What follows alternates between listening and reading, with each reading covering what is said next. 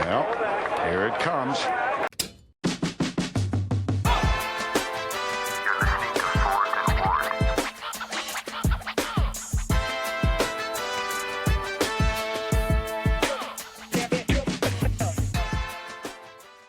All right. So I was going through our Spotify comments. Shout out to Katie Mack dropping a comment. Last week we were talking about that coin flip, Jack, that they did out at the gas station to decide between like 3 or 4 teams who's going to make the playoffs.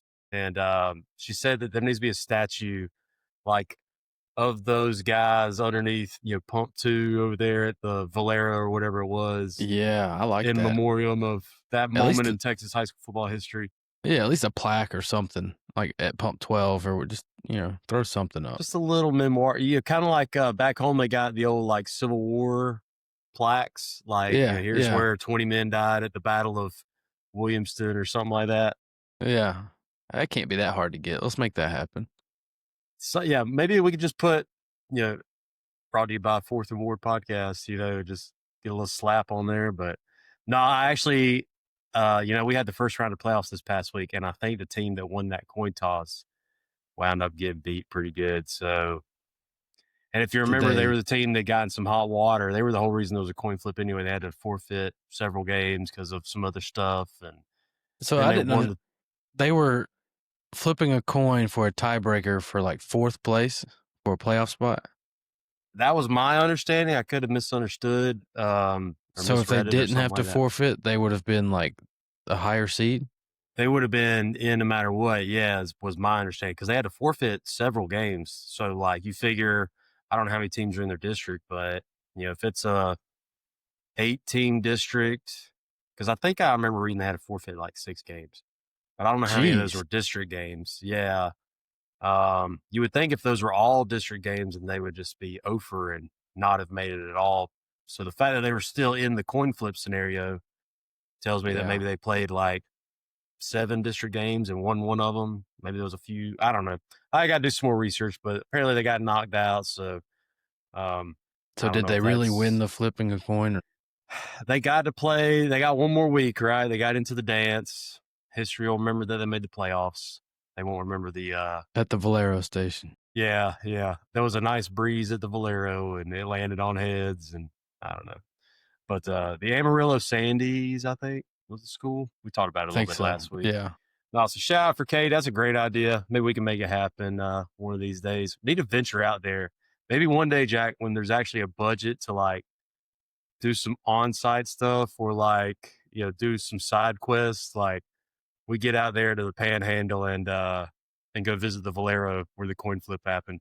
I'm down. Right now. I've never been west of, I've been out to Brownwood, which is west of like Abilene, which is west of like Fort Worth, but I've never been like up in the Panhandle or anything like that. They say it's really pretty. Have you ever seen El Paso, UTEP? Have you ever seen their football stadium? Dude, pull it up right now. Look up the Sun Bowl out there in El Paso. Maybe I really like the coach they got out there at UTEP. I hope he works out for him because he's like a super young guy, like a ton of energy. Man, that thing is nuts. UTEP is one of my favorite places to start a dynasty in NCAA because it's like stadium's good size. So once we get it rolling, we'll pack it out. It's like built into the side of this like little, like that's scenic right there. Got some nice hills in the background. All right, I was about to say when you look at this side, it looks like a place they used to test, H-bombs at, and they just built a stadium in it. But then you see, where was it?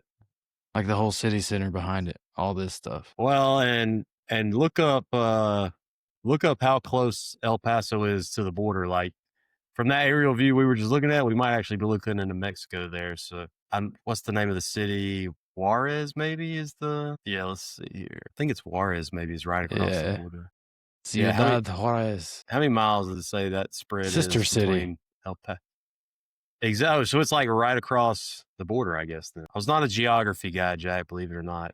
I like to stick to my astronomy. I mean, it's... Well, hold on. Yeah. Hold on. Where is... All right. Yeah. Is this the Texas state line? El Paso is literally...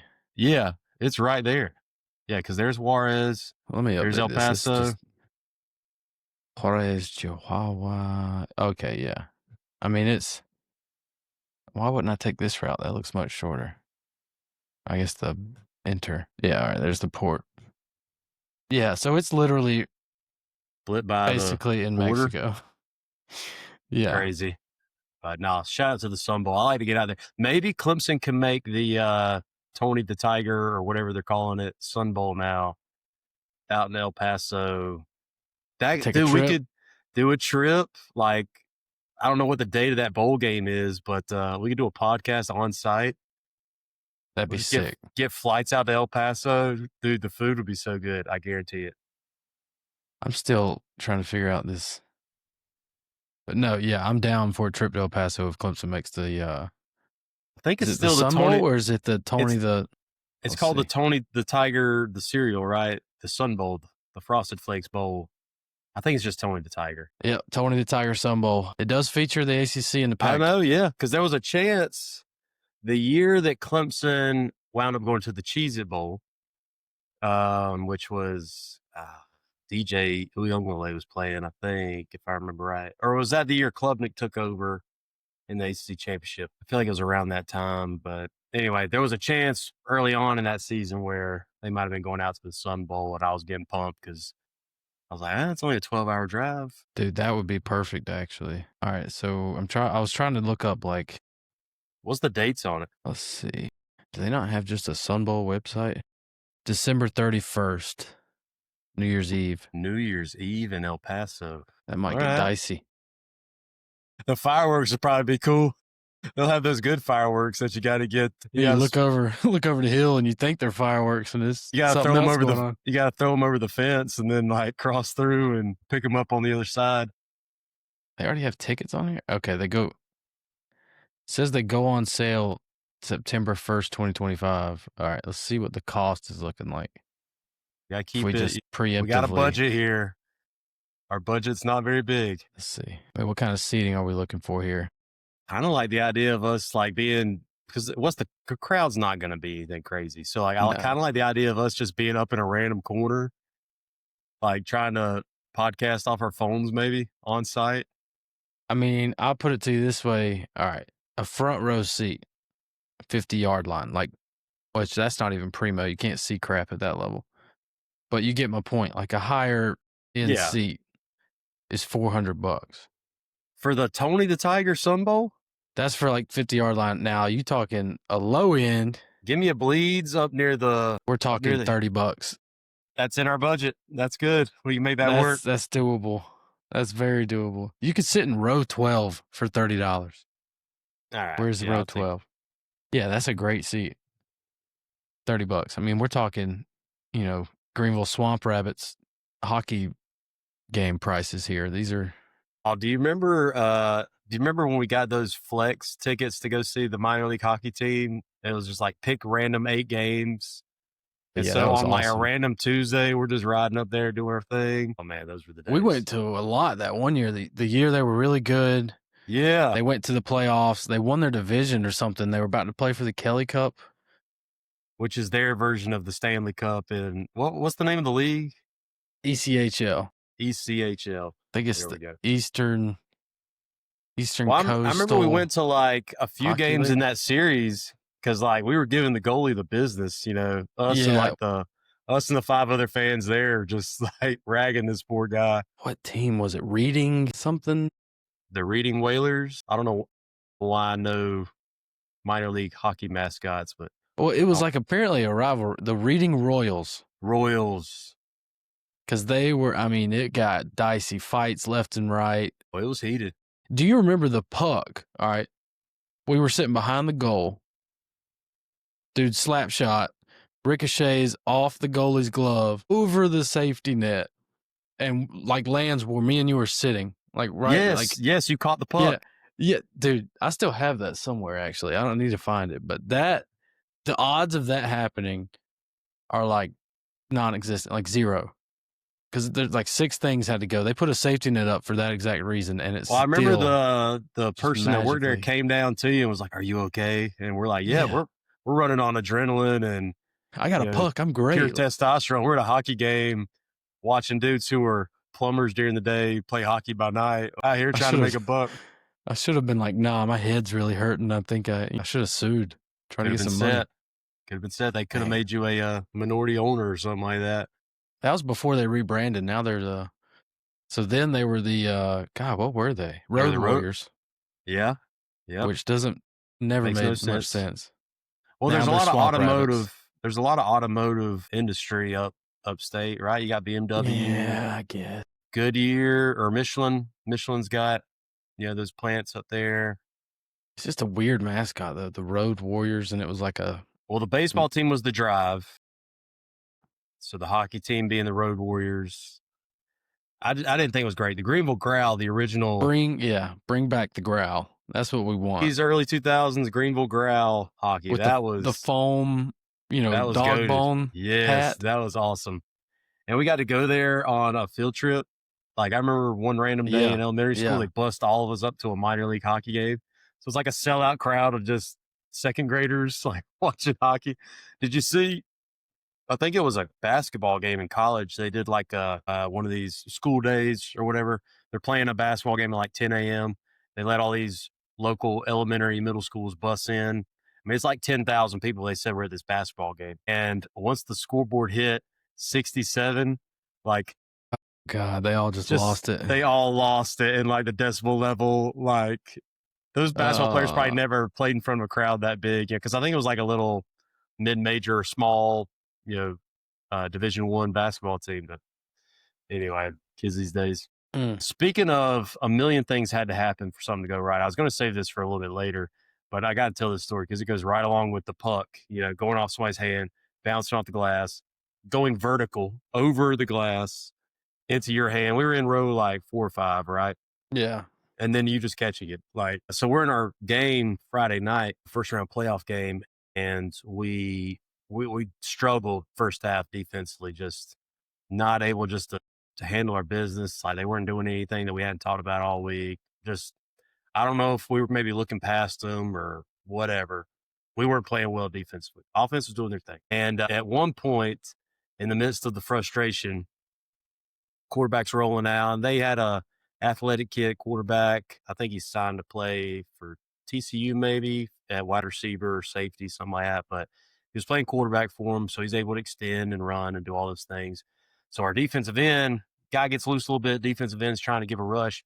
Defensive end's like just jumping in his face, which, like, rule number 1, don't leave your feet, dude. Like, just go pressured, go gator roll, go do what you got to do. Don't jump there. It looks like he's doing jumping jacks in front of the quarterback. Anyway, quarterback gets pressured, just slings the ball up. One of our DBs is like latched onto his guy.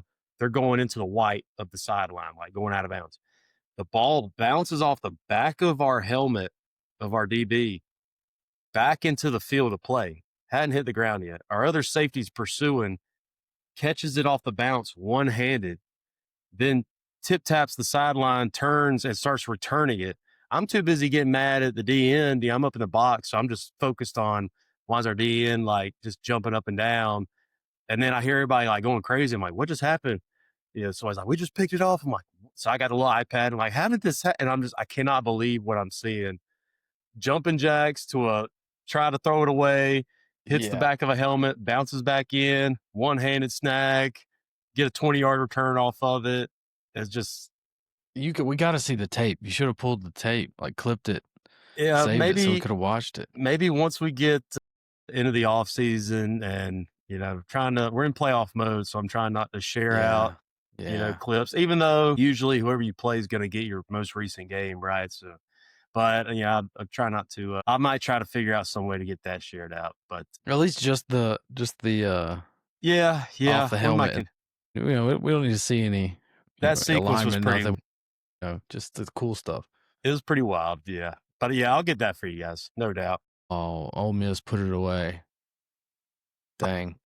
Yeah, that was because Florida's supposedly the ones that offered Lane Kiffin the highest paid coaching salary. It was like 6 years, 80-something million, maybe, something crazy. What? They have all right. Sorry, my TV is very distracting, but there's a kid on offensive lineman's shoulders on the sideline jumping. The kid has a fire extinguisher and is just spraying this thing just like, how is this? That's why college football is the best, man. Like you just don't know what you're going to see. You got people up there at, what was the school, Missouri State, with the urinals where you can watch the game from the urinals. We got kids on players' shoulders shooting off fire extinguishers. Yeah, I don't know what that was. That was nuts. But looks like Ole Miss is going to beat Florida. Shout out to Sawyer Jordan over at Ole Miss. But yeah, they're keeping it rolling. Yeah, maybe they'll keep Lane around for a little longer if he keeps winning like this. I didn't realize that he was already like the third winningest coach in Ole Miss history. That's what I like when I think that. I think of Ole Miss, that's like a blue blood flagship program, and I get there in the SEC compared they had to some down Bama and all that, but yeah, they had some down years. I remember when we were growing up, but yeah, like every so often they'd have a good team. Then Eli Manning had them going a little bit, right? And then yeah, they had Hugh Freeze and were going a little bit. They talk about him leaving for Florida or whatever. I'm like, why would he? He seems to be if you living got it pretty rolling, good at Ole Miss. I don't know. Money talks. Maybe live in Florida or somewhere. I don't know. No That's speculation. True. I don't know. True. But you never know what goes through some folks' mind. I saw where Ed Orgeron was in talks with Oregon State.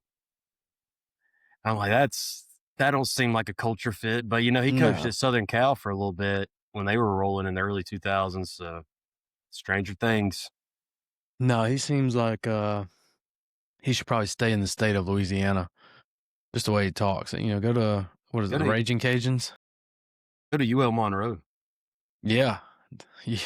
Louisiana Do they Tech. still have, what's his name, Bowden's brother? I don't Terry? I don't think is he still coaching there?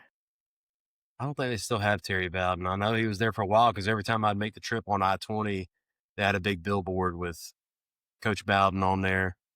But I don't think he's the guy there anymore. Nope, they fired him after 3 years. 2023 was his last. Okay, that's pretty recent, but that makes sense. I was about to say it's been in the last 5-6 years since I've been making that drive so often, but Jack, he is an assistant coach and teacher at Delhi Charter School in Louisiana at a high school. Talk about a pedigree. Okay. Interesting. Got a comment on one of our YouTube episodes. Shout out to Aaron Bennington on YouTube. He asked a pretty good question, Jack, that I thought would be a good little conversation topic. Something a little different than we've gotten before in some of the comments. So Aaron asked, what are your long-term goals, whether it be in coaching or just career-wise? Yeah, he was asking if, trying to get a head job at a Texas high school or some college, NFL, which I was like, buddy, I don't know if that's necessarily how it works. Like, I don't think you just go to LinkedIn and get an NFL job, but I don't know. I thought it'd be a good little start in conversation there. Jack, what's your long-term goals right now? Yeah, so I'm actually currently in graduate school. I'm getting my doctorate in, I got to remember the full title here. It's Educational Leadership and Administration and Supervision. EdD, EDD, whatever you want to call it. I'm in that program because I want to be a principal. That's kind of always been my goal. As far as football, I don't really, being a head coach is not a make or break thing for me. That's not something that I'm going to pass up on an opportunity to work as an admin in a school just to be a head coach. That's not that high on the priority list for me. My ultimate goal is to be super long term, a superintendent or something at the district level. But as far as football goes, I'm just happy where I'm at now. Working, I love coaching. I do love it. And that will suck, for lack of a better word, to give that up whenever I move into administration. Cause a lot of times there's been a few cases where they do, but a lot of times administrators can't really coach a sport. But yeah, I'm not too worried about being a head coach, coordinator, nothing like that. If an opportunity comes up while I'm still teaching to be a coordinator or a head coach, something like that, then absolutely I would take it if it's the right situation. But my focus is getting into administration at the school level first. I got you. Yeah, I think that's important because like some people course, you see in like society, some guys out there are just so quick to try to just jump around, title jump. And then, maybe they're this hot shot, super young coordinator or head coach or whatever. And so gets a lot of attention on that. But, I feel like there's plenty of folks out there that love what they do and they love the role that maybe they serve. And, they're perfectly content and they, just really enjoy that pace of life. And, I don't know, for me, I guess there was one point, where I wouldn't say I was like wanting to jump the ladder as fast as possible, but it was definitely something that was like on the forefront of my mind is, I want this and I'm going to, do what it takes to climb that ladder, so to speak. DC job here, head job there. But having kids changes things too. You kind of, me having so many young kids, it kind of really makes you think like, yeah, I'm already missing a good bit, during the season in just the current role that I have. Our head coaches, both of our head coaches, they work their tail off, right? I mean, just all the things that a head coach has to worry about. Um, some people just don't have any clue, as they just think they get the title and it's just that. But no, like, our boss, he works his tail off. And, there's some times where I definitely don't envy some of the positions he has to be in. But I think he does a great job at it. And I think I've learned a lot just seeing how he handles, some of the situations he's been in and stuff. And so it's kind of one of those things like I'm logging, helps keep things in check for me. Right. But I'm perfectly content, doing what I'm doing too. Um, so yeah, it's one of those things where I've slowed down maybe some of that pursuit some. Is it still something I want to do? Yeah, but I always feel like the good Lord's got his plan and it's going to all work out how it's supposed to work out. And thankfully we're both in situations that we really enjoy right now. And, you don't want to rush out of the grass ain't always greener, right? You don't want to go rushing out of something that you really enjoy. And I mean, I've always had the mindset of and I hate to quote Dabo Swinney because as a Clemson alum, as someone who worked with that program, I got no problem with Dabo Swinney. I'm just saying the Swinneyisms will drive you crazy a little bit because they're constant, right? But he might have stolen it from somebody else. But the bloom where you're planted thing, I've always had the mindset of if you just do things the right way, where you're at now, the rest of it will take care of itself. So, when I go to work, I'm not trying to get a leg up to a new position. I'm just doing my job to the best of my ability, day in, day out, being consistent with it. And I think the rest will kind of take care of itself. But, one thing I didn't consider that I've thought about lately is being an athletic director. You kind of get that admin scratch. But, yeah. You still get to stay involved in sports. You get the pay bump, you get the admin, whatever you want to call it, but you still get to work with your athletics programs. And really you get to be the figurehead of the program. You get to drive it how you see fit. As far as a big thing for me is like branding, how you brand everything, how uniforms, whatever it is, marketing, working with companies, businesses in the area to give funding to your program, yada, yada. All that stuff I've enjoyed more than I thought I would, I guess. But I don't know. We'll see what the future has. Well, you kind of have the equipment background too, right? So you kind of, Yeah. like, whenever you've done some of those different roles, you understand like all the different parts and pieces that have to be moving just to make the game go on Friday nights. Like, it's not just at some places, sure, it's just show up and play. But if you're truly trying to do it right, like you said, and you want to have branding in place, you want to have community support and have, the finances necessary to do things at a high level. Like, it takes a lot of effort to get those systems going. And no, that'd be pretty cool too. Yeah. A little AD Coach Wardlaw. There you go. Yeah. AD Dr. Coach Wardlaw. AD Dr. Coach Wardlaw. There you go. No, I will never make anybody call me doctor. I don't care about that at all. Some people really, are it's like for the that, pay man. bump. Like, yeah, some people are like that. Just to get that doctorate, they're like, oh, it's doctor now. Like, I could care less what you call me. Yeah, Unless you're one of my kids, well, you just call me coach. You can just stick with coach. I'm good with that. I don't need this was y'all's kind of first week of postseason. I guess y'all did probably equipment check in and all the good things, and it was maybe the first debrief week with everybody. Yeah, first week of the Twilight Zone, because it's just felt different. You don't have practice. Now, granted, we started after school weights program this week. We did equipment check-in, everything Monday, got everybody's stuff back, a little bit of tidying up at the field house, getting everything flipped over for the off season so we don't go back in there and it stinks to high heaven. Plus soccer uses the locker rooms and stuff in the spring. So, kind of flipping it over for them. But yeah, it started after school weights on Tuesday for those that aren't playing any winter sports, which at a school our size, a lot of them are multi-sport athletes, a lot of 3-sport athletes, a lot of 2-sport athletes.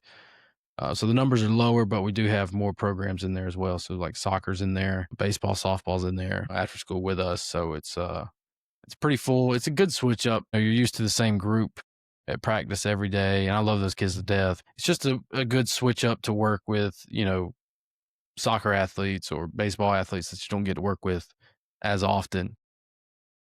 So y'all kind of mix it all together. Like your off season, I guess, because like you said, you share so many guys. Your off season is like just winter weights, basically. Is that fair to say? Yeah. It's so cross multi-sport. Basically the way it was designed, the program we're using, would benefit all sports. I mean, it's basically all sports weightlifting after school is what it is. And it's designed to be the same program. Now, whether those coaches may want to split their group off a couple days a week, a day a week, do something a little sport specific, whatever. But the idea is we're all running the same program in the weights classrooms as well as the after school program, kind of get everybody on the same page as an entire program versus just everybody doing their own little thing. Because, one thing we do is we have, we don't have a true strength and conditioning director, I guess, who's always running the weights programs after school. Like last year, me and our defense coordinator, Coach Rowland, we were in charge of the spring after school weights, regardless of their sport. And so we don't have that position that somebody's paid to solely do weightlifting. So we kind of split it up and divvy it up among a few coaches. I think one of our baseball coaches did it in the fall. We had, I think Coach Norton and Coach Rowland are doing it now in the winter. And then I'm not sure if I'm doing it in the spring or not. But anyway, so that was our attempt to kind of, bring everybody on the same page and just have the same program across all sports. And I think the kids like it. It's, I always compare it to what we did when we were in high school. Yeah. Like lifting weights, where it was Coach Smith with the circuits. You had 3 lifts, 3 sections of 3 lifts. And it was, you're doing this fast and you're doing it right. And you're going by the chart. And we still use the charts, but the way it's organized now is different than what we did. And so it's a little different getting used to that. But I think the kids like it. There's a lot more stuff we just didn't have when we were in school. Like tsunami bars weren't a thing. Well, they were not. Those are cool, by the way. Those are really cool. I wish we could get some of those. We had those when I was at BHP, and I would get in there. Y'all don't have any now? No, just straight bars and some hex bars. Wow. Yeah, those are really cool. And then there's people always reinvent lifts with a new name. All right. Yeah. So you remember when you're on all fours and you're lifting your leg up to the side. Dog pissers. Yeah. Dog pissers. Thank you. Yes, all right. Dog pissers. Now they're called fire hydrants or something like that. And then I went up and everything's PC now. I went up and asked the kid, I'm like, do you know why those are called fire hydrants? He goes, no. I don't know what a fire hydrant is. That's also true. I was like, so let's say you're a dog, right? And there's a fire hydrant right there. You had to take a leak. And he's like, oh, that makes so much more sense. And I'm like, yeah. I don't know why we changed that name. But anyway. And we, with the freshmen, their season's done. And so they did, if they're trying out for basketball, they did like a 2-day basketball tryout with the freshmen in the mornings. And there's a lot of guys that think they can hoop, right? But they're only going to keep probably 20 for freshman A team, freshman B team basketball. And if you get cut, you're back into football off season in first period. So I would say Tuesday was like the first official day where we had like all the freshmen in there. And we'll do 3 lifts a week with them. Maybe at some point as we get like into off season officially once the varsity season is done, which is hopefully a long time from now. we might up it to like 4 days of weights a week, but at least 3 days of weights a week. And then like 2 days of like speed and agility stuff, and Yeah. just try to break up the week because we get to see those guys every day, and it's just football only. And so we started on that. We were doing I can't even remember. I usually run the platforms. How we kind of set up our weight routine is we got 4 stations. If we're deep in off season, it's a really big group. Might have to stretch out like 5 or 6 stations just to not have overcrowding and stuff. Especially if you get everybody all together. What we try to do is every year about the end of the first semesters, we try to move all of our first period freshmen into 8th period athletics to join up with the rising seniors, rising juniors, rising 10th graders. And then now the young bucks get to join in and see what it looks like when it's done right. These guys have been doing the program for 3-4 years. It really nicks a lot of the immaturity stuff in the butt because, if you're making the older guys have to do push-ups because you're screwing something up or running over on time on a set, nature's got its way of all that sorting itself out. Yep. And, so we try to always do that. Hasn't always worked. We at least usually get a good chunk of them moved. But in an ideal world, you get all those guys moved. You get all your football guys now in one period. Well, if you're us and you're doing that, you got 250 guys that you got to lift all at the same time. And so, just trying to be efficient with our stations. But I say all that, I usually run the platforms. So that's usually where we're doing our deadlifts, our power cleans, our hang cleans. We'll have some type of auxiliary to go along with that, some type of jump, maybe box jump, broad jump, pogos, speed skaters, different things like that. So we always, every time we rotate to the next station, once we see that all the platforms are taken care of, we assign them platforms just so it's not chaotic. They bring it up on the coach that's leading that station, and we go through what the workout is. And when we were in school, we just put it up on the TV, right? Yep. Of course, it was a small group, and you got a good number of eyes for a smaller group. I would like to think we were maybe one of the last generations where you could kind of have on autopilot, so to speak. And I see the workouts here, the timer gets started. I know I got to do my stuff, and it all kind of works out. You can't the kids. Can't do that nowadays. Is gone. Yes, it is gone. Speaking of which, that's why I said all that to say this. So I'm like, all right, guys, we got power cleans. We're only doing we're catching 3 of them today. The first 2 are the clean pull, and then we're going to catch the last 3. You got 75% on the bar. Going through all the details, right? So and then I always like try to quiz them because I know they listening sometimes. So I'm like, how many clean pulls? Hopefully you get 2 or whatever the reps are. How many full catches? 3. What's the percent? 75. And then I'm like, all right, then you got 3 box jumps after that. You're going to step out here, knock out the box jump. Ready to break. And then, whistle blows and you're kind of go up and down, patrolling, make sure guys are doing their reps, right weights are on, all that good stuff. It never fails. Somebody's going to ask. They're going to step out of that box for the first time. Coach, how many of these we got? Yep. Like, God dang. So I just tell them, start doing push-ups or go get on the sled. Or you better ask your partner instead of me. Like, I've already said my piece. Like you said, attention spans. It's ridiculous. Gone, dude. They It's don't gone. exist anymore. If I said every rep was 6-7, they probably would hammer that out. That's not a bad idea, actually. Just to make everything, I don't know how it would work math-wise, but 6 reps is 7. Or 6 sets of 7. There you go. Just a lot make of it big stick. volume day. Volume day.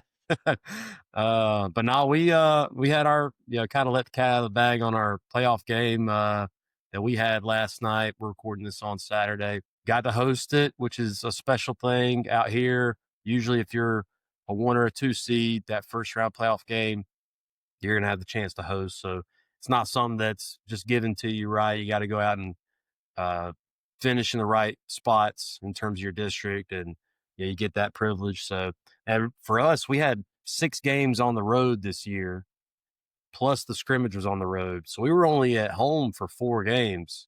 And so the irony that we now get to host a home playoff game. So we just really hype that up that, hey, you get one more time at the bank, and really trying to hype that up. And we were playing a tough-nosed team from a neighboring district, and they hats off to them. I thought they executed really well, and like I said, we didn't help ourselves defensively. Our offense was getting after it, but definitely had an eye-opening first half and got some adjustments made. Did much better second half. Came out with a big dub, 56-27, I think was the final. And so now we're on to round 2. But ever since we made the deep run a couple years ago, yeah, we get a trophy at the end of each round. Does that make sense? Yeah, so in the UIL playoffs, at the end of each round, they've got what we call the gold ball trophy. It's got a plaque with, that this was the bi-district round. The next one's the area round, and then you go to the regional round, or vice versa. I'm running on fumes, guys, in terms of sleep. But so you get a trophy. It's got the plaque. It's got the date of the game, the opponents, all that. So at the end of these games, when you do get your hands on that gold ball, I kind of like it. Some people were like, "Oh, everybody gets a trophy in Texas," but I'm like, no, this is like a memento that. This will stand the test of time. I can hold this ball 5 years from now and remember, hey, it took us, winning a share of a district championship and having to play 6 games on the road. And, you just think about all the hours you put into it. And then you get that chance to hold the trophy, celebrate with your guys, take pictures. The kids love them. I'm talking about my kids. The players love it, of course, but my kids love it. The baby that I had him, he's sitting there drooling all over the thing. And we're trying to get a picture of him with it. And I don't know. It's just so we talk about trying to stack gold balls. That's what we're in mentality. That is pretty cool. Right now. I didn't realize you got one every round. Yeah, so and it's the same trophy. They'll change the plaque up, and then once you get to state or whatever semifinalists, they got a nicer plaque and all that for those later rounds. But yeah, it's gold ball season, as we like to say out here in Texas. But yeah, so we got a gold ball for winning that share of the district championship, and then we got one for our playoff game last night. And now we're on to round 2, playing a team out of the Killeen area, which is south of Waco. So it's a couple hours away. So now it's neutral sites, right? Agreed upon sites by the head coaches. So I think we're playing out we actually got kind of lucky on the site because it's a lot closer for us than it is for them. We were thinking we might have to have the game in Waco, maybe. That might be a decent middle ground where you can find a good stadium with a nice setup and all that. But we wound up getting one a little closer to Dallas. So we're going to play in a area called Mansfield. And it's only going to be 50 minutes to an hour drive for us, depending on traffic. And it's going to be maybe an hour and a half, 2-hour drive for them, depending on traffic. So we got to handle our business. So they're watching the tape today. They're pretty solid. So it should be a good game. I'm hoping we just maybe got our wake-up call from last night's game and we go stack some days of practice and let's go get after it, try to get another gold ball this week. So yeah, it's that time of year. It's do or die time. It's do or die, man. It is do or die. And you get these games and you're like, I remember 2 years ago, by the time we got to the state semifinal game, we had 15 games on our opponent at that point. And it's no stone unturned. We're breaking all these down, up there pulling another 12-hour Saturday at the school, just getting film broken down. And because like you said, what's the point of putting in all this work if you're not going to put it in to win that next game, do what it takes to keep on keeping on. But so we'll see. We got some games on them and grinded it out today. I think it was only an 8 or 9 hour day up at school today, but yeah, just got to figure out the game plan now and go get after it. Kirby Smart just got pelted with a football on the sideline. I think. Hold on. No, he didn't. He dodged it. He's still pretty quick. Georgia's beating the crap out of Texas right now. I kind of thought it's at Georgia, right? Because it's the first time I think Texas has gone to Athens. 35-10. Which Georgia was getting after Texas last year in Austin, if I remember right. Yeah. Texas, that's rough. Yeah. Well, that's a bad day to be a Longhorn, I guess. I got a video to show you. All right, let's see it. Oh, this is a good one. Can you go full screen on TikTok? Yeah, you can. Willing to try. I don't know where I saw this or who shared it. I don't know what, but hey, while you're pulling that up, I am going to send you the clip from. I'm going to send you the clip from the helmet that hit or the ball that hit off the helmet. Yeah, I just sent it. Holy cow! What are we? This has got to be a. Oh my! I just look up and I'm looking at Nutty Professor play. Oh my God! Is it Norbert Vespusa? You know what I'm talking about? Eddie Murphy? Yeah, Norbert's girlfriend. Oh my gosh. I'm going to eat a Twix in honor of this big man pajama right here. This has got to be AI. If it is, I don't even care if it is. It's funny as crap. All right, just wait. Okay. I'm gonna mute my mic while I eat this Twix. Oh, this is AI, but it's awesome. This is what I love about technology. So for the folks listening, all right. For the folks that are listening, if you've ever seen Norbit or the Nutty Professor, all right, it is, imagine Eddie Murphy with football pads on, and he's toting the rock. And this is AI for sure, but he is 100%. He is getting his way down the sideline at the Chat GPT or whatever program they're using cooked, because he runs through one, smokes that guy, and then the referee in the end zone just boosh. Hits him so hard his pant leg. His pant turns into shorts. I just noticed that. Freaking AI, man. This is, wham. This is what AI was supposed to do. Like, not take our this is jobs, awesome. just make us laugh. That right there. It's actually pretty incredible that AI can even do this. There's a little error here because that dude he runs in front of him. Good Lord, though. Could you imagine? It even got like the beer gut wiggle, like. Yeah. That's the Pee-wee football, the big kid on the team that they just give the ball to. Yes. That's what that is right there. That is a man amongst boys. Did you get the clip I sent you? That's that's the ricochet. This is it? That's it. It's not I didn't get the D end, but I got the back end. Most important part. That is insane. Hold up. That is insane. Face here. I'll mute it. I don't know what. Yeah, mute the sound. Boom. Oh my gosh. And just the fact that he stayed in bounds, redirected, starts to form the return here. That is off the helmet, back into play. He's out of the white. Like the ball hits his helmet and they're in the box of the visiting sideline. Ball comes back into play.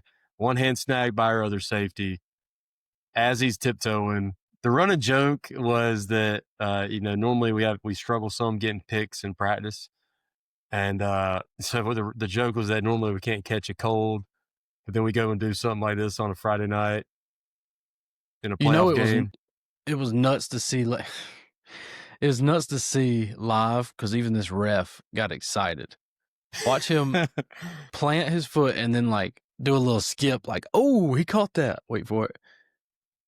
Oh, snap. Yeah. I never noticed that. Good eye there. Yeah, the ref's bebopping down hey, let's pick six this. Let's go. Okay, youngin'. I see you, young buck. And he's hopping. I didn't notice that the first 10 times I watched this clip. That is insane, gosh. Oh, and we got a view of their student section too. Oh, no, we lost it. Dang it. I could have saw a reaction by their sideline. That was nuts. I'm up in the box and I'm mad at, the DN for doing his thing. And then I just hear everybody hooting and hollering. And I look up and I'm like, what is going on? Pets' heads are falling off. I wish I was in. Okay, let's go. I did. I'm riding with you. I'm riding with you, Six. That is nuts. Story of the night. Oh, my God. Any given Friday, man, you're going to see something that you've never seen before. That's the beauty of it, though. That's the beauty of it. All right. Let's see some of these other ones. All right. So this is actually one you sent to me that we never got to on here. So let's see. Can I do full screen on it? No. Okay, whatever. We'll just watch it. All right. I'm going to try to zoom for you.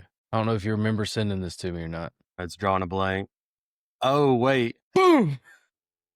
I forgot about this. So for the folks listening, all right, this might be a JV game. This might be a varsity game. I really don't know. I don't know, man. That looks like some Thursday night lights. That looks like some Thursday night action. No headsets. That's a Thursday night. That's a Thursday night. Okay, so would you say maybe a pick right here? Is that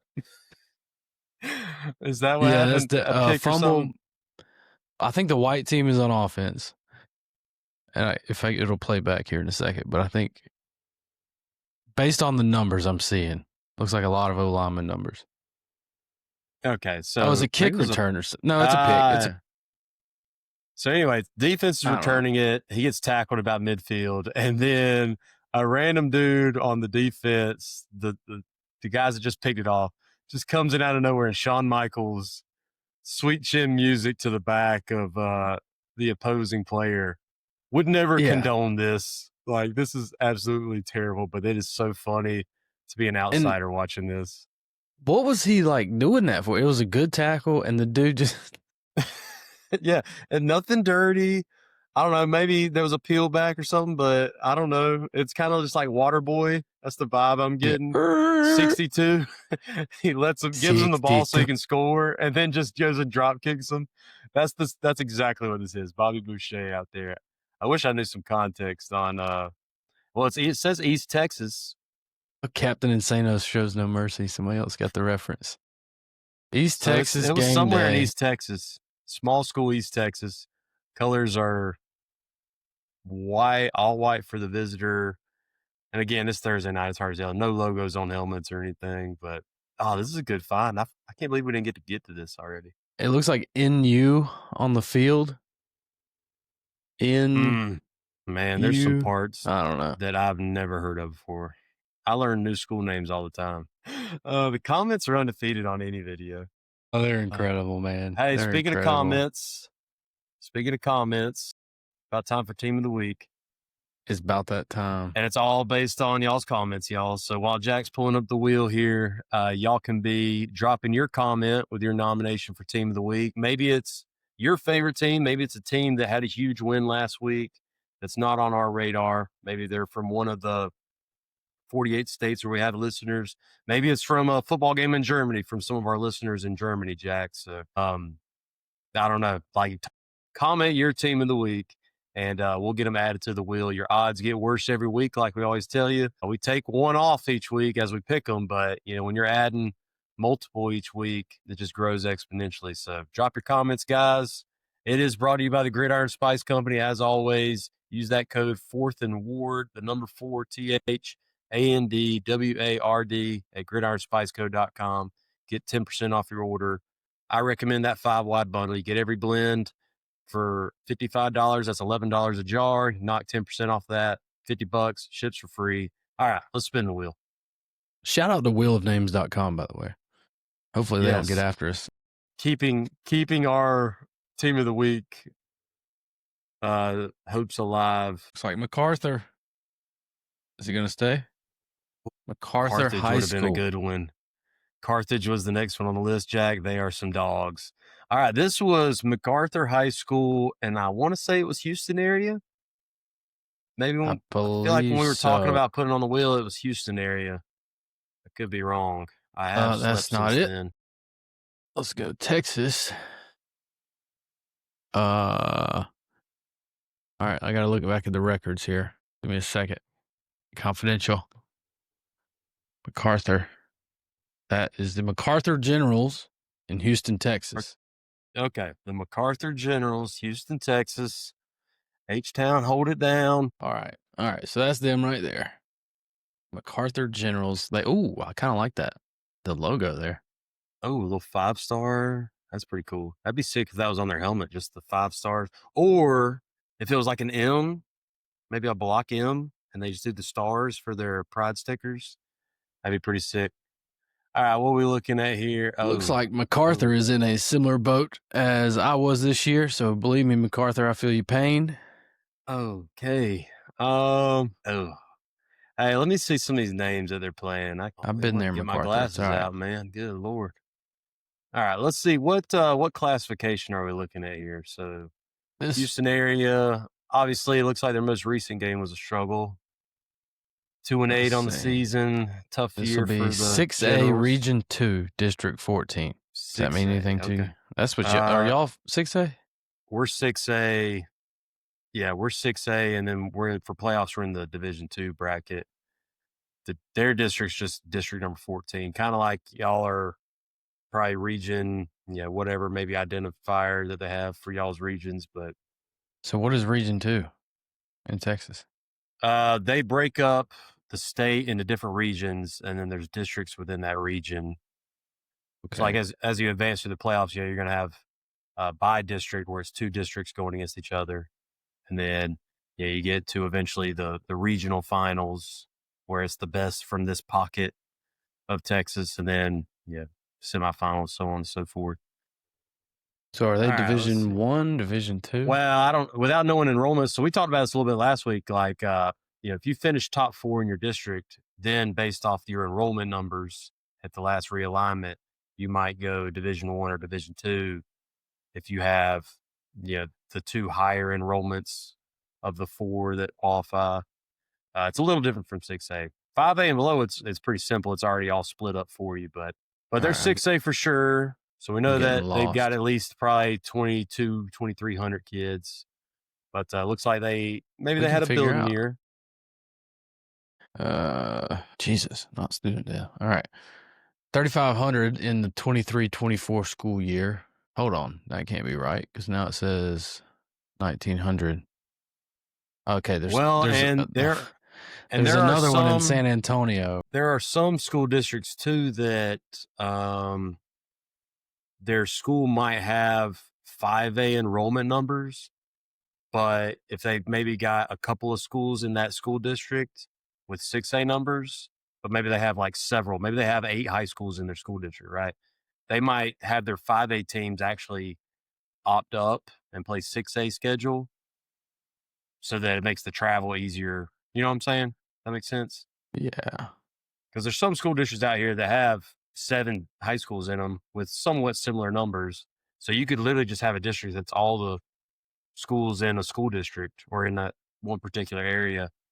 So that could be what's going on here. Because if they've only got 1,900, they should be 5A D1. Might be an old number. It also looks like they have, I don't know if they're counting this Douglas MacArthur 9th grade school. It's a separate listing. So I don't know if that's. Should count. It should count for their 9 through 12 enrollment. But okay. Anyway, now they probably, if this is Houston area and it's a big school district, Houston ISD, massive, they probably share some district stadiums. So I'm sure if you pull up like Houston ISD football stadiums, there might be a little list to choose from here of some different stadiums they get to play in. And then I don't know how it works down there. They might play most of them at one site, but I'm sure they share. Yeah, it definitely looks like a shared stadium. Well, I don't know. That red. What'd you tell me to look up? Houston ISD? Look up Houston ISD football stadiums. They probably got a few sites to where they rotate the schools between. Bust my glasses out for this. Good Lord, I'm getting old, man. It says it has 100 high school football stadiums. Yeah, I'm sure there would have to be some that are the ones owned by Houston ISD in particular, but I love the Texas Bob. This is one of my favorite websites. Is there one where you can look it up by? I don't know what I'm looking at here. You'd want to look it up by the school district. It might be, go to Houston ISD Athletics. Go to what? Type in Houston ISD Athletics. Oh, you go to their site? And because I'm sure they'll have, for people to rent them out and stuff, they'll probably have. Let's see. Athletics. Just say like venues or something. Games and schedules. Maybe they're listed there. Yeah, I don't know. This is. You think it'd be a little easier to find, if somebody wanted to. Let me look at the games and schedules. Maybe they got it for football. All right, here we go. They got locations here. All right. Okay. So yeah, they've got several sites to choose from. Heck, I think MacArthur. Maybe they're in a different. Maybe they're in a different school district. Maybe I've had this whole thing wrong. Yeah, I'm up here in North Texas. It's like a different world down there in Houston. All right, I'm just gonna do this. MacArthur Generals, Houston, Texas football stadium. Let's see what happens. Aldine Independent School District. Oh, it was a completely different school district. There's part of the problem. Huh. Well, let's check this one out. Okay. I was about to say, I love this website, Jack. If you ever get really bored this off season, go through Texas Bob. This is nuts, though. Like, this is, dude, so is it Aldine MacArthur Generals? Aldine is the school district. MacArthur is the high school. Because they probably have, they've got Aldine. And Springs.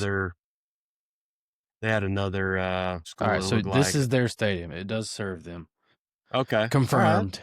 Right. WW Thorne Stadium. Let's take a peek at that before we wrap this thing up. About to fall asleep at the wheel here. Yeah, that got crazy there for a second. That's a deep rabbit hole. Okay. Are they renovating it? Is that what that mock-up is right there? No, that's a nice Jumbotron. That's nice. That's nice. So they're replacing, if I read the last one right, they're replacing this stadium with a new one that is being built where an old one was. Man, the tides have changed, man. That's why it's hard to keep up with because there's new ones getting built all the time. Man, before we go, there's one. Look up real quick. Laporte. Yeah, LA space Port, Porte, just Laporte Football Stadium. This one is ridiculous. 56 million? But yeah. What you got to say about that, Georgia? I thought Georgia's was 60. Yeah, but you tell me who got the better bang for their buck. This one, you get the full bowl. Yeah, you got that full bowl's suites. pretty sick. You got a building over there with a balcony that overlooks. All right, hold on though. We got to look at Buford now because Buford's like, it's got brick. Yeah, it's nice. I don't remember what it looks like. Some of that $60 million though has got to be just the real estate right there outside of Atlanta. I don't know, man. That's pretty sexy. Dude, come on. The full bowl, I'll give you that. The full bowl is nice. This one was cheaper. I'm telling you, some of that $60 million at Buford's just all the brick and the real estate. Like, now, is all this new too? Like newer? All the stuff? I think everything there is brand new. Does Buford have a track? No I give Buford the edge on that. Yeah, okay. Valid. I'm a sucker for a stadium with no track. We actually, our playoff game is going to be at a stadium with no track, so it's going to be real nice. This gives me like Wake Forest or something vibes. Yeah, it's all the brick.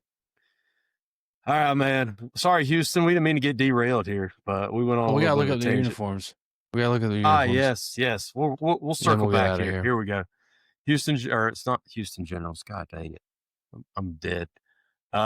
MacArthur Generals uniforms. Brain is not functioning right now. Dude, I'm struggling over here.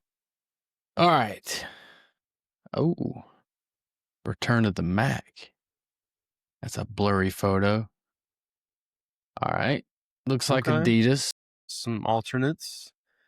I don't know about those shoulder stripes on the red jerseys. I like the white. I like the white jerseys and those shoulder stripes. Was it gray in the middle right there? Yeah, it's a light gray. Okay. Maybe it just stands out more. We got some conflict in pictures here. Some of these got to be older. Can I get a year on some of these? What are we doing? And this two-tone helmet image that keeps popping up. Dude, I hope that was never a helmet that they used. Yeah. I don't like two-tone helmets. God, you remember when the Jags had two-tone helmets? The black with the gold at the bottom? Oh, horrendous. Dude, they have changed uniforms a lot. The Jags and MacArthur. They got a good photo shoot, looks like. These must be the new ones. Chains. These look like the new cleaner. Ones. Higher def. We got chains in the photo shoot. But look at the helmet. Is it just plain red? Interesting. I'll have to look into this. I got a lot of stuff I got to look into after this episode. I didn't mean to send you down a rabbit hole. Well, guys, shout out to our team. Episode 34 here. The Aldine MacArthur Generals down there. Sure. Houston the one in area. Houston. Yeah. Episode 34, Team of the Week, guys. Be sure to drop those comments. We can get your team added next time. And we'll try not to derail again. But I always like taking Jack through little tours of Texas high school football because it's a culture, man. It's been awesome to be a part of it for the last 5-6 years. But, yeah, we appreciate you guys listening. Y'all have a good one. Stay golden.